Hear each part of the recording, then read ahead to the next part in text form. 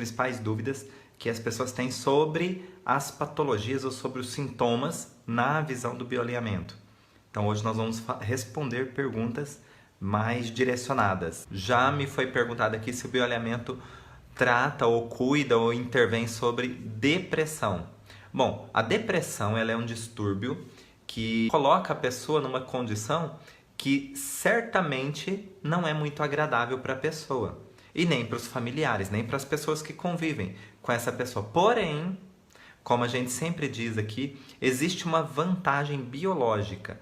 Quando a gente diz vantagem biológica, é importante entendermos que é desconfortável, todo sintoma é desconfortável. Por quê? Porque ele pode ser doloroso, um sintoma pode ser limitante, um sintoma pode ser antiestético. Um sintoma, normalmente ele é algo que não é bem-vindo, tá? Mas quando a gente diz que tem uma vantagem por trás, é importante lembrar, apesar de ter todas essas características nada agradáveis, o nosso organismo entende que é melhor expressar esse conflito através de um sintoma do que deixá-lo de uma outra forma de reação. Vamos explicar melhor? Quando eu falo que existe uma vantagem biológica por trás. Biológica por quê? Porque não é consciente. Não é nós quem interpretamos isso. É a nossa percepção quem está comandando a nossa biologia. Então, olha só. Qual é a vantagem biológica? Uma pessoa que está em depressão, ela se torna mais reclusa. Uma pessoa que está em depressão, ela não sente vontade, ela não tem motivações. Ela não sente vontade nem de fazer uma escolha. O que você quer comer hoje? Pizza ou macarronada? E a pessoa fala, tanto faz. O que você quer fazer hoje? Ficar em casa ou sair? Tanto faz. O que você quer fazer? O que você quer vestir hoje? Essa roupa vermelha ou amarela? Tanto faz. Então percebe que existe uma limitação nas ações da pessoa. Por que que existe uma expressão que nós falamos que é uma vantagem biológica? Porque essa reclusão faz parte de uma estratégia do organismo. Uma estratégia, inclusive, que é considerada como sobrevivência. Quando eu tenho situações que são extremamente pesadas para eu conseguir lidar com elas, o meu organismo me deixa dentro de um comportamento mais recluso para que eu ganhe tempo e possa, em outro momento, estabelecer atitudes que eu consiga realizar, que sejam um momento mais adequado, que eu esteja mais empoderado. Então, olha só, é uma estratégia que o meu organismo encontrou para continuar. Quando ele não consegue ir adiante, ele recua. Essa é a estratégia. E quando a gente diz vantagem biológica, é exatamente isso. Vantagem biológica.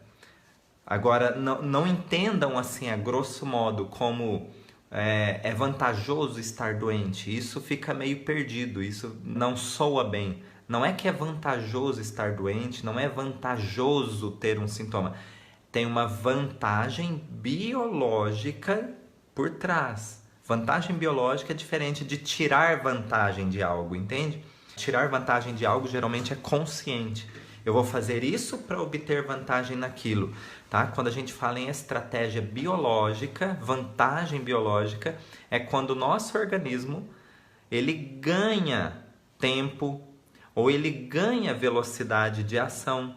Quer ver só? Uma febre tem uma vantagem biológica. Febre é extremamente desconfortável. Eu, por exemplo, se minha temperatura aumenta 1 milímetro de mercúrio, o que acontece? Eu tenho muito mal-estar, tá? Eu me sinto extremamente desconfortável. Só que qual é a vantagem biológica por trás do aumento de temperatura? Acelerar as reações químicas do organismo. E conforme o meu organismo acelera essas reações químicas, eu poderia conseguir resolver algo mais rápido. a resolver algo que está pendente para o meu organismo. O que é isso? Aí a gente precisa investigar, fazer toda a anamnese, toda a organização que o bioalinhamento oferece. Mas existe uma vantagem biológica por trás. Isso significa que o meu organismo toma atitudes que é como se ele dissesse assim, olha, é mais interessante nesse momento, mesmo sendo doloroso ou mesmo sendo desconfortável, você passar por isso, do que depois sofrer consequências maiores, tá? Mas aí eu vou ficar com febre ou vou ficar com desconforto até quando? Não. Eu preciso de ferramentas para justamente dar um aumento de percepção para o meu organismo. Quando eu promovo esse aumento de percepção, ele não precisa mais expressar aquele conflito.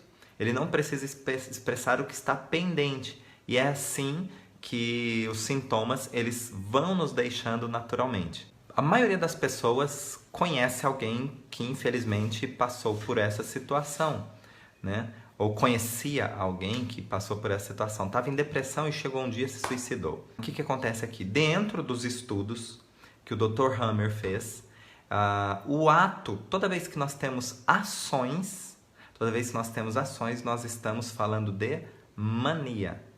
Por quê? É uma ordem inconsciente onde eu preciso fazer algo. Então, por exemplo, quer ver? Se você rói unhas, você é um mini maníaco. Por quê? Você faz uma ação inconsciente, é uma ordem do seu inconsciente para roer as unhas. Por quê? Você fala assim, não vou mais roer unhas. Não vou mais. Você, de repente, mulher principalmente, vai lá e pinta as unhas passa um esmalte e fala assim, para não roer. E é só uma situação, gerar um pouco de tensão. Pode ser assistindo um filme, pode ser uma pequena discussão no relacionamento, pode ser só de imaginar o que está acontecendo. Enfim, gerou um momento de tensão, de repente você já se pega roendo unhas. Por que eu estou contando tudo isso? Para mostrar que é uma ordem do inconsciente, tudo aquilo que nós consideramos como mania, que eu falo a partir da nova medicina germânica, tá? Nós consideramos como mania atos ou atitudes inconscientes que são feitas compulsivamente e de forma repetitiva, tá? Então isso é considerado mania para nós. Diante disso, eu também disse que depressão deixa uma pessoa reclusa, sem motivações. Então, peraí, como é que alguém que está depressivo pode tirar a própria vida? Tirar a própria vida, ele vai precisar de um ato. Então, ele precisa sair do estado depressivo e passar para o estado maníaco. E isso, dentro dos nossos estudos, eles estão relacionados a predominâncias de funcionamento dos hemisférios cerebrais. Então, uma coisa importantíssima, mas chocante e de forma dramática, vai lá e deixa um registro em um dos hemisférios. Vem uma nova situação com mesmo caráter, ou seja, tem um gancho ali de semelhança com essa primeira história que não está resolvida. Então vem uma segunda situação e se instala, fica o registro, uma memória no hemisfério cerebral esquerdo. O que acontece agora? Eu tenho situações que são de alguma forma semelhantes, registradas, uma em cada hemisfério cerebral, e os dois não estão resolvidos. O que acontece? Eu fiquei sem válvula de escape. E isso tem pesos. Quando o peso maior está no hemisfério cerebral direito, eu tenho depressões. Peso que eu falo são intensidades dessa memória, tá? Quando o peso maior está no hemisfério cerebral esquerdo, aí sim eu tenho as manias. Mas e se eu tiver um terceiro ponto, um terceiro registro? A intensidade desse ponto, ou ativação e desativação desse ponto, faz eu tornar mais intenso os conflitos ou do hemisfério direito ou do hemisfério esquerdo.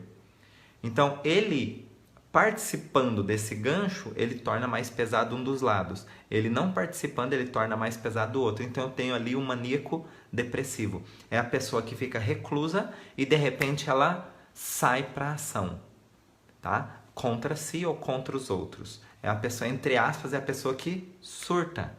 Então, infelizmente, entendendo aqui essas histórias que eu falo infelizmente de verdade, porque são muito frequentes a gente saber disso, essas histórias, quando uma pessoa está depressiva e parte para uma ação contra si, por exemplo, para tirar a própria vida, ela estava depressiva e foi motivada ali pela intensidade do lado maníaco. E aí, com o bioalinhamento, a gente busca a origem de cada sintoma desse, de cada memória dessa, para atuar sobre o fator causal, ou seja, antes de iniciar toda essa construção, aumentar a percepção e a partir disso não ter esses pesos ou intensidades nos hemisférios cerebrais. Qual a vantagem de uma hérnia no abdômen? Vantagem biológica, né? Se a gente só falar vantagem, nós não vamos achar nenhuma. Nós não vamos achar vantagem em nenhum sintoma, tá? Então, sempre vantagem biológica. Então, nós temos no nosso organismo um tecido chamado fáscia.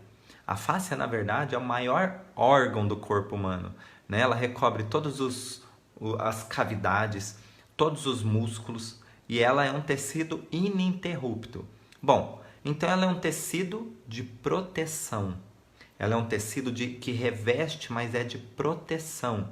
É como se fosse uma blindagem, né? Como se fosse uma blindagem. Sabe aquela película que coloca em volta da mala? É para proteger, não é? Então é uma película fina que serve para proteger a sua mala. Então é mais ou menos isso. É uma película que nós temos que recobre todos os órgãos, músculos e cavidades do nosso corpo de forma ininterrupta. E então nós temos ela como função de proteção. Beleza. Quando é que se desenvolve uma hérnia? Quando eu senti um atentado à minha integridade. Como assim? Se ela é um tecido de proteção, eu tenho uma função de manter a integridade. Mas quando ela não consegue fazer isso, é como se ela estivesse aqui, ó, fizesse isso. Então ela fica, é como se laceasse, né, aquela região. Então naquela região que há a hérnia, eu tenho ali a indicação de que eu tive um atentado à minha integridade. Pode ser atentado à integridade física, atentado à sua integridade moral, atentado à sua integridade religiosa, atentado à sua integridade em qualquer aspecto. Mas o importante é que naquele local é que você sentiu. É como se fosse um golpe baixo. Sabe quando você fala assim, nossa, fizeram um golpe baixo comigo? Golpe baixo é a altura do abdômen.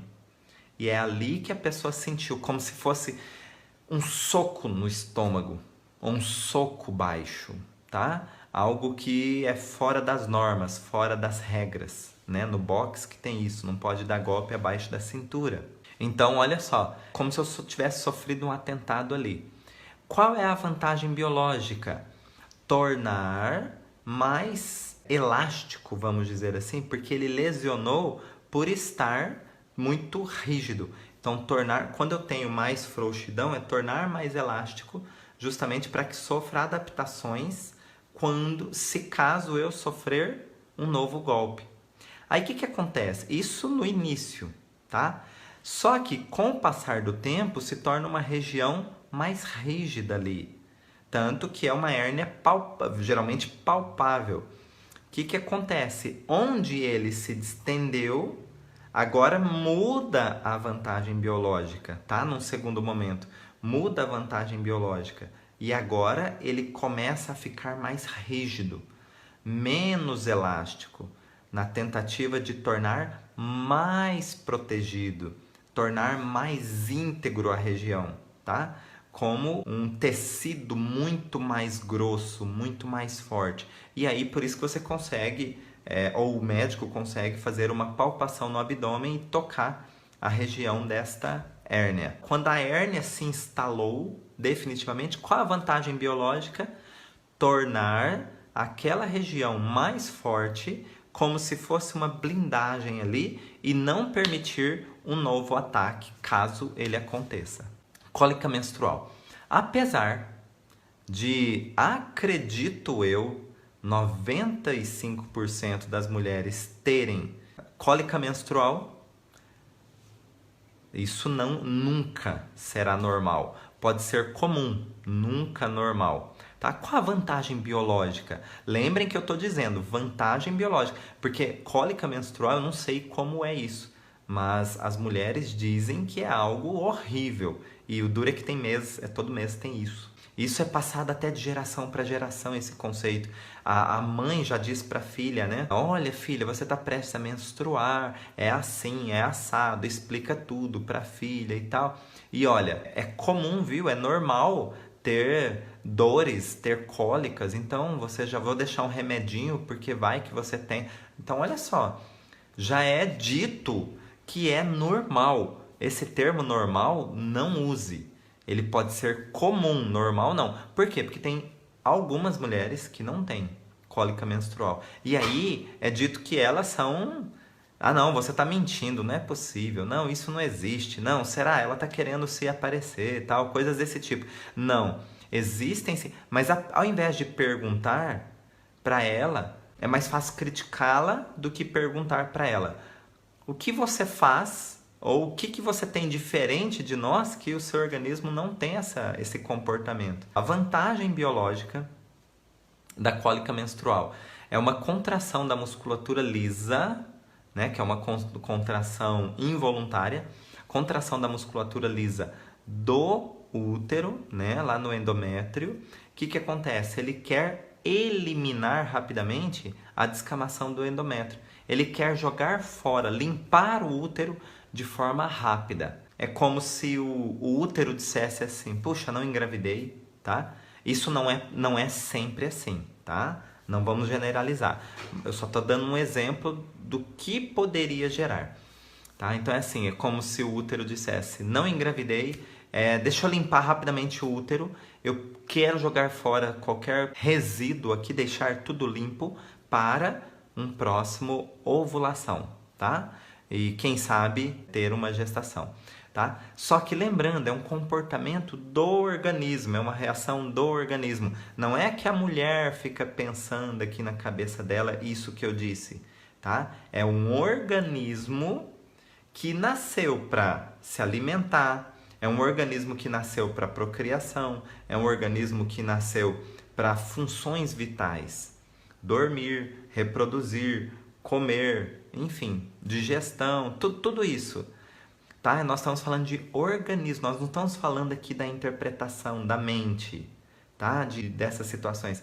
Então, por quê? Porque eu posso ter uma adolescente ali de 12 anos que tem cólica menstrual e, logicamente, ela não está pensando em engravidar ou não, mas é um comportamento do organismo dependendo do que foi dito para ela ou do que falta dizer para ela em relação à procriação. E aí tem muita coisa envolvida. TPM, nossa, tem muita coisa envolvida. Quanto mais intensa a TPM, mais intenso é o conflito que fez surgir, tá? Isso não quer dizer que seja mais fácil ou mais difícil fazer uma abordagem sobre a causa. Isso só quer dizer que foi mais intenso ou menos intenso a captação dessa percepção, ok? Então a vantagem biológica da cólica menstrual é o organismo querer eliminar rapidamente algo que não foi utilizado naquele ciclo ovulatório. Vamos pensar, por exemplo, toda cólica, o organismo quer expulsar algo rapidamente. Quer ver só, uma cólica intestinal, quando é que acontece? Nós comemos algo que não caiu bem, o organismo quer eliminar rapidamente. Por isso tem uma cólica intestinal. É uma contração tão forte da musculatura lisa para garantir um forte movimento peristáltico. Qual a vantagem de ter um forte movimento peristáltico? Eliminar mais rapidamente um micro-organismo, por exemplo, ou uma comida que não estava bem armazenada. Enfim, tá vendo o que é vantagem biológica? Uma vantagem biológica é fazer o que é preciso. Mesmo que doa quem doer, vamos dizer assim. O organismo não quer saber sobre o que é passageiro. O organismo quer saber o que é definitivo. Passageiro, dor é passageira, o organismo interpreta assim. O que é definitivo? O resultado, eu joguei o micro-organismo fora, eu expulsei, por isso que você tem uma cólica intestinal. Qual a vantagem de ter uma cólica intestinal? Jogar fora aquilo que você comeu e não presta, de alguma maneira não presta. Tá vendo? É doloroso? É lógico que é doloroso uma cólica intestinal. Ele é desconfortável? Nossa, não é só desconfortável, é constrangedor. É constrangedor. E qual é a vantagem biológica? Jogar fora aquilo que não presta, de maneira rápida e eficaz. O nosso organismo, ele faz o que é preciso, não o que é bonitinho, não o que é confortável. Ou você gostaria que ele não tivesse essa vantagem biológica, você ficasse com esse micro-organismo crescendo dentro do teu corpo e uma hora seria tarde demais, tá? Porque ele vai ganhando dimensões. Ou você acredita que eliminando o sintoma as coisas estão resolvidas. É assim que fazem muitos analgésicos, né? Eu tenho uma enxaqueca, eu vou lá, tomo um medicamento e pronto. É só eu carregar lá na minha bolsa ou no meu bolso e ao primeiro sinal que vai começar a enxaqueca, eu tomo comprimido. 20 minutinhos depois, tô ótimo. Só que eu vou precisar ter sempre ele dentro do meu alcance, tá? Então, não é que seja proibido ou que seja ruim tomar o medicamento. Ele é um ganho de tempo, é isso que precisa ficar claro. Ele, nesse caso, é um ganho de tempo. E sendo um ganho de tempo, você certamente vai ter esse sintoma de novo se você não resolver a causa. Mudar a percepção ou ampliar essa percepção ajuda muito o organismo para quem sofre com cólicas, né? Então, menstruar é fisiológico. É desconfortável, mas é algo da natureza. Não é que você tem que abaixar a cabeça e aceitar, mas quando você amplia a percepção e quando você entende que aquilo faz parte da sua sobrevivência, que aquilo faz parte de um ciclo de vida, que aquilo faz parte da sua evolução, né? Tudo aquilo que acontece com o nosso organismo, talvez ele não tenha chegado à evolução perfeita. Porém, é o estado atual de evolução. Então, tudo que eu sinto até hoje, o envelhecer, ele faz parte da evolução. Olha só. Segundo alguns cientistas, nós temos estrutura física, biológica, para vivermos pelo menos 120 anos bem. Mas a forma como nós alimentamos diminui demais essa capacidade. Diminui demais mesmo. 120 anos não seria o tempo máximo, 120 anos seria viver bem. Aí sim, vamos dizer que o nosso organismo estaria envelhecendo ou começando seus limites, tá? Mas alguns cientistas publicaram que nós teríamos essa condição. Mas o que acontece? Já as primeiras atitudes que são feitas conosco a partir do nascimento já nos faz perdermos anos de vida nas primeiras semanas já, tá? Isso é triste, né? A gente não cuida de nós, né? Muito bem. Vamos lá. Ah, Lisa Pestalozzi colocou aqui. Intolerância à lactose. Intolerância à lactose, eu tenho algum conflito que está relacionado com a mãe. Não tem jeito. Leite é mãe. A referência de leite é mãe. Agora, isso não quer dizer que a culpa é da mãe. Pelo amor de Deus, tá? Senão, aqui as mamães... Esses dias foi dia das mães e eu vou ser apedrejado aqui. Quando a gente fala que o conflito vem da mãe, não é culpa da mãe. Pelo amor de Deus, não botem palavras na minha boca. Se você sofre um susto, você é culpado de ter levado um susto? Se você fica trêmulo quando um ladrão aponta uma arma para tua cabeça, você é culpado de estar trêmulo? Se você desmaia, você tem culpa de desmaiar diante... O que eu quero dizer é que quando se tem o registro de uma situação impactante, inesperada e com contexto dramático, não há culpa. Existe apenas um organismo que quer viver e que não está conseguindo lidar com alguma situação. Por quê? Porque essa situação tem um contexto impactante, inesperado e cenário dramático. De alguma forma, isso ativou uma estratégia de sobrevivência do seu organismo, com mais intensidade ou com menos intensidade. E é isso que nós chamamos de registro biológico, que vai gerar um comportamento biológico com uma vantagem. Tá? Por quê? Se você já foi assaltado alguma vez, Provavelmente, isso não é para todas as pessoas, mas é bem provável que você tem muito mais cuidado ao passar naquela calçada novamente. Ou você passe por aquela calçada e seu coração dispare, mesmo que seja um domingo deserto. Você passe por aquela região e seu coração dispare. Né? Eu vivi essa experiência já. E todos os dias, quando eu chegava nesse bairro, eu olhava 20 vezes para cada lado, porque parece que eles brotam do nada. Ou sai debaixo da terra, ou vem de cima do teto, sei lá. Você só enxerga quando eles já estão em cima. Então, todas as vezes que eu ia, nunca mais aconteceu nada, né? Parecido. Só que era quando eu passava pelo mesmo ponto, que era um ponto de ônibus, quando eu passava por ali, meu coração acelerava, como se estivesse acontecendo tudo de novo. Entendem como que se cria um registro? O nosso organismo, ele quer viver a qualquer custo, e qualquer situação que de alguma forma, de grande intensidade ou de pequena intensidade, mas de alguma forma desperte uma ameaça a essa vitalidade, ele vai criar um registro já. Por quê? Porque o animal ele precisa aprender onde são seus pontos de vulnerabilidade, senão ele acaba com a espécie. E é por isso que se cria registros, né? O medo é uma defesa.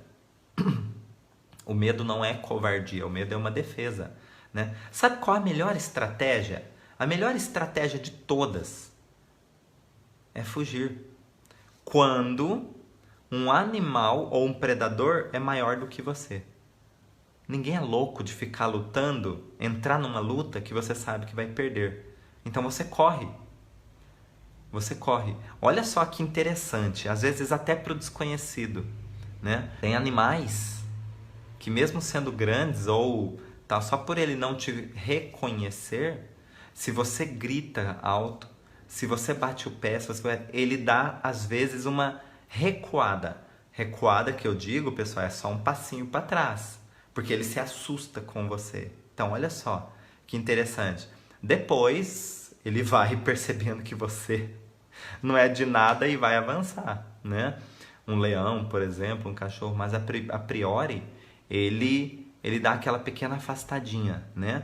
Por isso que a gente vê vídeos na internet ou nos canais pagos, tem um canal chamado National Wide, é perfeito para ilustrar tudo que a gente fala aqui de etologia animal, né? Eles mostram as organizações sociais dos animais dentro do seu habitat. Então isso é muito bacana porque nós vemos a nossa sociedade embutida nos comportamentos dos animais. Isso é fantástico. Se ligo nesse canal, não consigo trocar o canal, porque eu fico sempre imaginando, pode ser formiga ou pode ser o que mais se aproxima de nós, que são os chimpanzés, tá? Não importa, as questões sociais, organização são muito semelhantes. Etologia animal na veia, né? Quando a gente fala de bioalinhamento. A intolerância à lactose é mãe e nunca é culpa, tá? Situações impactantes, inesperadas, não são situações que eu fico interpretando e apontando o dedo para alguém. Então não é culpa. A mãe geralmente sofreu uma situação impactante, inesperada, que pode ter ocorrido principalmente durante a gestação, tá? E isso foi transferido, foi dividido ou compartilhado para o bebê. E aí o bebê, ele nasce e a conexão forte que ele tem é com a mãe através da amamentação. E quando ele começa a ter intolerância à lactose é porque alguma coisa fez gancho na história que a mãe vivenciou. Que a mãe vivenciou de maneira impactante, inesperada e dramática. Então, como eu disse, não é culpa, pelo amor de Deus. É apenas um registro que ficou gravado e que às vezes essa mãe nem se lembra, tá? Às vezes essa mãe nem se lembra, mas registro é registro, como se fosse um carimbo lá no cérebro. E aí a história que a criança viveu em algum momento da vida dela, pode ser lá com meses de idade, faz gancho, ou seja, tem alguma pequena semelhança, pelo menos, com a história que a mãe vivenciou. Aí começa a intolerância à lactose, tá? Quer ver uma história só para ilustrar a intolerância à lactose? Vou contar outra história. Você está lá no almoço de domingo e você sempre comeu manga. Manga nunca te fez mal. Aliás, é uma das suas frutas favoritas. E aí você está no almoço de domingo, tem uma salada de rúcula com manga. E você está ali comendo rúcula com manga, saboreando aquela manga, e há uma discussão na mesa. Uma discussão de família, ou seja, uma situação impactante, inesperada. Por quê? Porque é uma família que se uniu para ter um almoço em conjunto e, na verdade, virou uma discussão. E com um cenário dramático. Por quê? Porque é uma discussão. E a coisa inflamou e as pessoas ficaram de mal e bate porta, aquela coisa que nunca aconteceu. O que acontece então aqui nesse momento do registro? Como é uma situação impactante e inesperada, a nossa percepção ela capta exatamente tudo que está acontecendo ao redor. Inclusive, por exemplo, você lá comendo a manga. E aí o seu organismo registrou o quê? Eu comi manga e passei por uma situação extremamente desagradável. É como se você estivesse mastigando a manga. Sabe aquele nozinho que dá aqui na garganta por você estar presenciando uma cena chocante na tua frente? É como se a manga não descesse. Só que não é a manga, é a discussão. Só que a sua percepção está captando tudo. Você não come manga todo dia. Então, por isso que o seu organismo registrou a manga como um dos fatores pertencentes ao drama em si, ao registro do drama. E o arroz? Arroz, como tem todo dia, ele não considera participante. Ele vai considerar participante tudo aquilo que não tem constantemente. Tudo aquilo que não era esperado. Nossa, olha, uma manga no meio da rúcula, nunca comi, vou ver agora. Tudo aquilo que não era esperado vai entrar para a conta, para o pacote do impactante inesperado. E aí, depois dessa discussão, toda vez que você come manga, você passa mal. E você tem que lembrar da briga? Não. É que o seu organismo associa que aquilo estava diferente. Manga estava diferente no domingo. Briga também estava diferente no domingo. E quando ele liga uma situação com outra, você passa mal. O jogar fora, o ter vômito, é justamente querer jogar fora a situação, não é a manga. É a situação. E aí, é por isso que eu contei isso tudo para fazer link com a explicação da intolerância à lactose. Quando eu tenho uma alergia, ou eu tenho ulcerações, ou eu tenho vômito, ou seja, qualquer tipo de reação relacionada à intolerância à lactose, aí eu tenho alguma história que faz gancho com a história da minha mãe. Lembrando que nada de culpa, tá, pessoal? Culpa é um sentimento inventado pelo ser humano, autodestrutivo. Tá? A culpa ela não é biológica, não é um sentimento biológico, porque os animais não sentem culpa. Os animais eles têm outras expressões. A culpa é algo de eu fico avaliando mentalmente, racionalizando tudo aquilo, e se eu tivesse feito, e se eu não tivesse feito, e eu fico justificando para mim mesmo por que eu fiz, por que eu não fiz, e acabo apontando o dedo para mim que eu fui errado na situação, ok? Então, é um sentimento criado pelo nosso cérebro racional, portanto, ele não faz parte não é um tipo de sentimento que faz parte do reino animal, tá? Muito bem, que mais? A Rose perguntando o seguinte, então, quais os conflitos estão envolvidos na cólica menstrual? Olha, são trocentos mil. Eu falo trocentos mil porque é muito particular. Eu vou dar alguns exemplos, mas esses exemplos, vamos lembrar que eles são apenas 2 ou 3 exemplos dentro de trocentos mil, tá? Então, vamos lá, por exemplo, uma mãe que teve filhas, né, no caso, mãe que teve 3 filhas, né? Uma mais velha, e essa mais velha agora ela tem 13 anos de idade, 14, ainda não menstruou. E as outras duas foram mais tempo. Então as outras duas novinhas, ou os outros dois filhos, um tem 3 anos, o outro é um bebezinho de 5 meses. E adivinha só, essa de 14, entre aspas, é a mãe desses outros dois. Por quê? Porque a mãe sai para trabalhar e é ela quem fica cuidando dessas duas crianças, uma de 3 anos, outra de meses. Na ausência da mãe, ela quem cuida. Então, ao invés dela estar brincando ou vivendo suas atividades, ela está tendo uma responsabilidade muito grande, que é cuidar, fazer o papel de mãe. Então, ela pulou uma fase da vida para cuidar. Por que ela pulou? Porque quando essa de 3 anos nasceu, ela tinha apenas 11.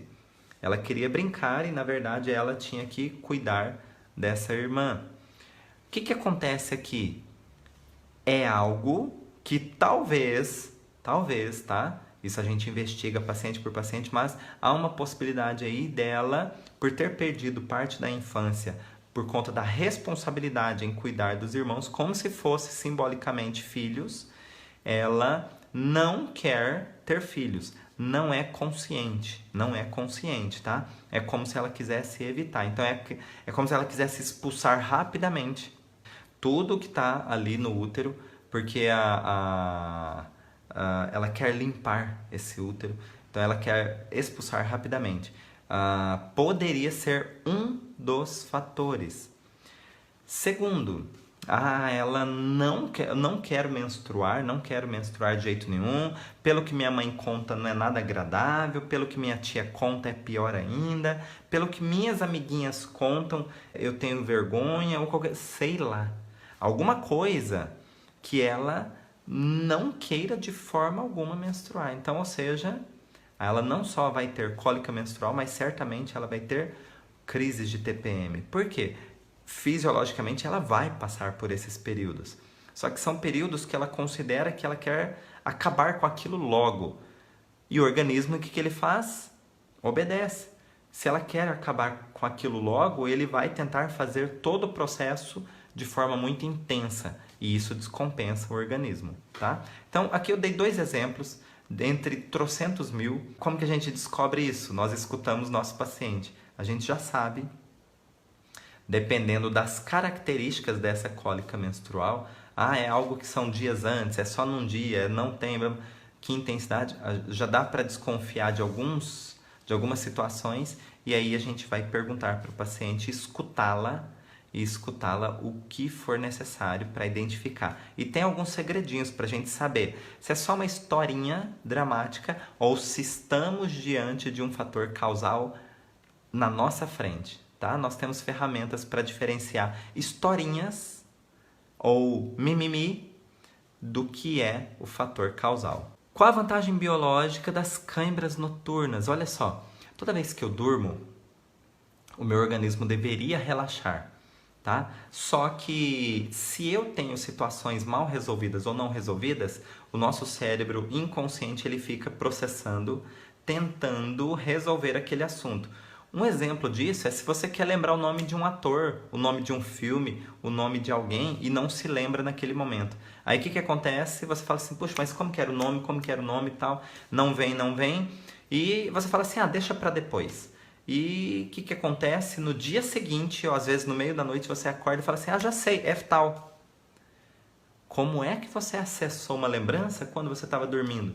Como é que você acessou uma lembrança no dia seguinte, quando você estava lá no restaurante pedindo prato para você comer? Como é que você acessou uma memória tomando café? É que o seu cérebro inconsciente fica buscando a resposta quando você faz uma pergunta que para ele é de alguma forma relevante. Tá? Talvez não seja uma resposta para salvar a tua vida, mas é uma resposta que para aquele momento era interessante ou importante. Então ele fica com uma pendência de te dar uma devolutiva. E ele dá, tá? Na maioria das vezes dá. Muito bem. Então o que acontece? Durante a noite, quando nós temos situações mal resolvidas ou nada resolvidas, o nosso cérebro inconsciente fica buscando respostas de soluções para essas situações. Tá? E diante disso ele pode ter reações.